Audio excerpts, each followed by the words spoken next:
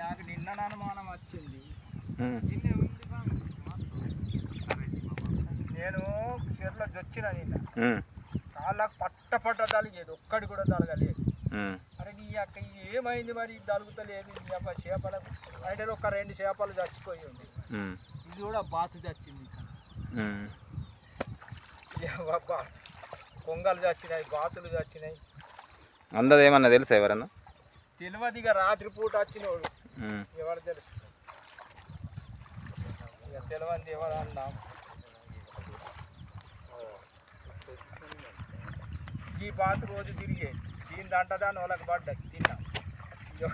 ఎన్ని వేసినావు? ఏంటి చేపలు? చేపలు 50,000 చేప వేసినాం. 50,000? ఒక 20-30,000 అమ్ముకున్నాం అంతే.